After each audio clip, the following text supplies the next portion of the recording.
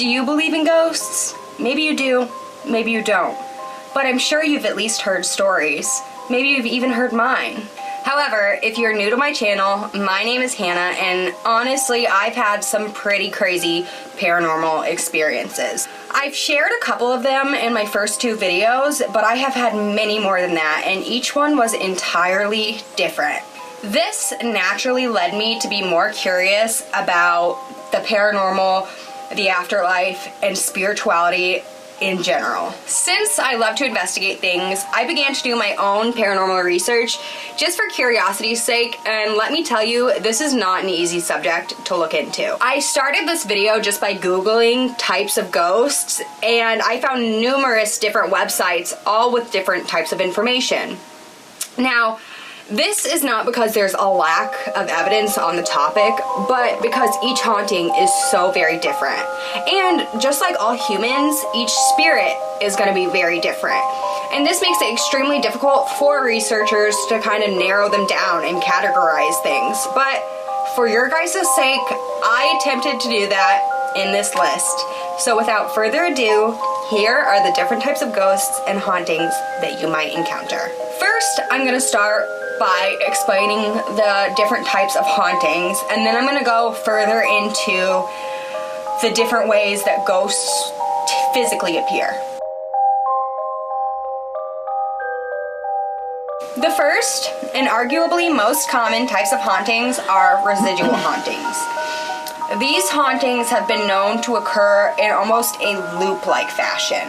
It is believed that the activity associated with residual hauntings will become attached to either an object or a location after a very high energy event, usually traumatic. Witnesses have seen entities repeatedly in the same locations doing the same actions, almost like the witnesses are watching a tape on repeat.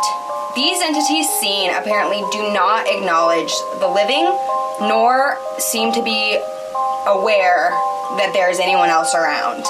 The entities seen apparently do not acknowledge the living, which is why it has been speculated that they are more closely tied to the environment than actually having anything to do with actual spirit activity. I'm not quite sure how that all works, but a good example would be the hauntings in Gettysburg, Pennsylvania. Civil War soldiers have been said to be seen in their Civil War uniforms repeating the same actions that they did while they were in battle, shooting their guns, cleaning their muskets, and again, they do not appear to acknowledge the living, which makes people think that it is more due to the imprint they left on the land than their spirits actually being there. Some claim that this is due to large deposits of certain minerals in the ground that interact with the electrical fields, causing a sort of like electromagnetic playback. These hauntings cannot be removed. However, if they're tied to an object and the said object is removed, then so will the haunting.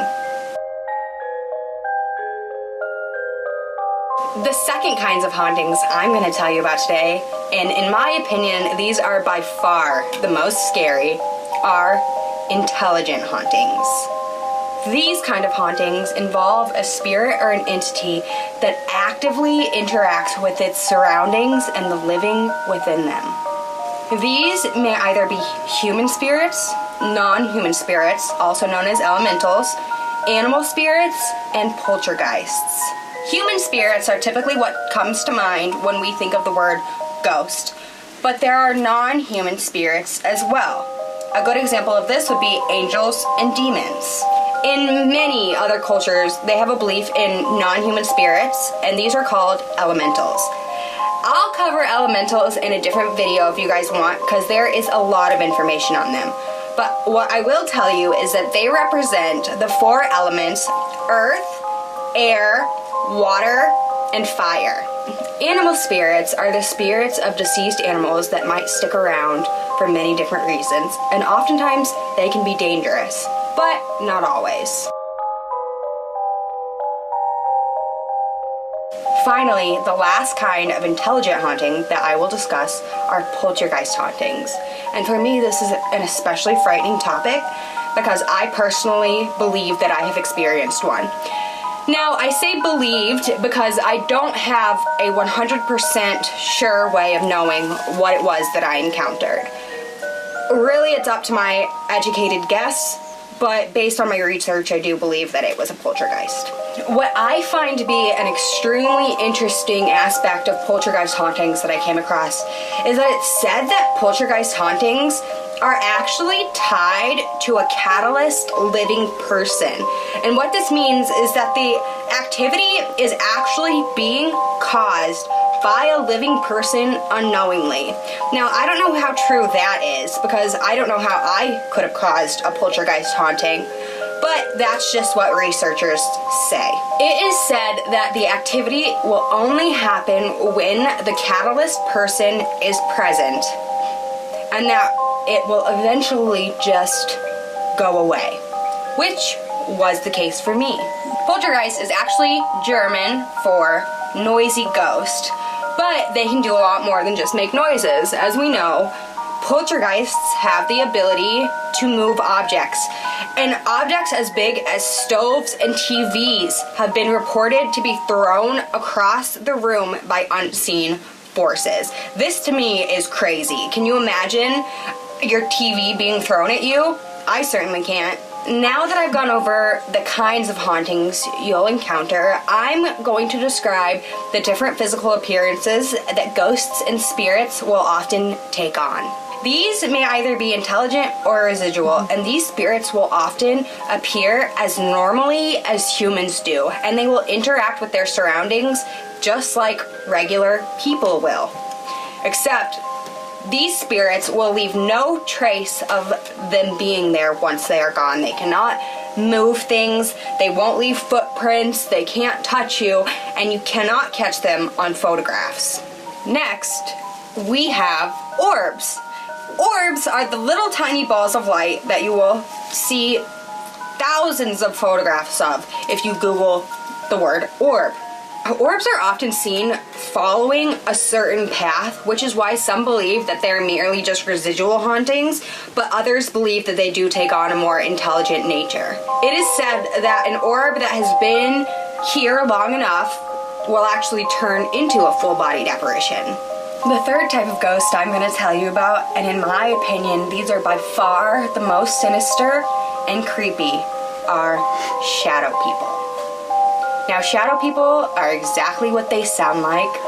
They have been seen just as giant humanoid shapes, but you can't see through them. They're just exactly what they sound like, a shadow person.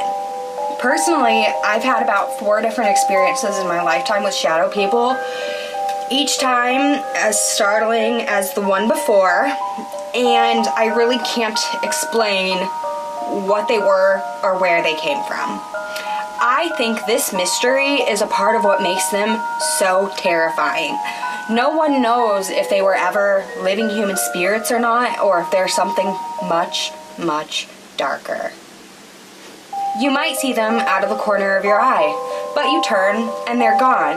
Or say you turn and they aren't gone, and you watch them walk right through a wall.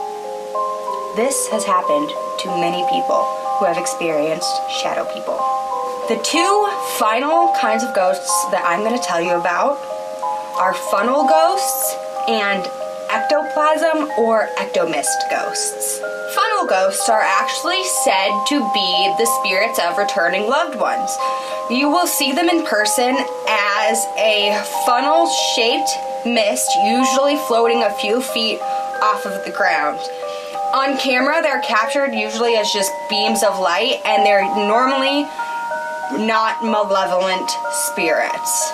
Lastly, we have ectoplasm or ectomist ghosts. Now, these are pretty much what they sound like. They're ghosts that will appear in a thick mist, also floating off the ground, sometimes stationary, sometimes moving, either white, gray, or black. These can be either intelligent or residual, either benevolent or malevolent. These cannot be caught on camera. So that's all I have for you guys today.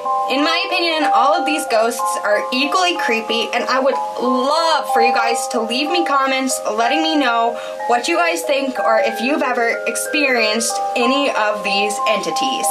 Also, please, if you did enjoy this video, please give me a thumbs up. I would greatly appreciate if you guys did that.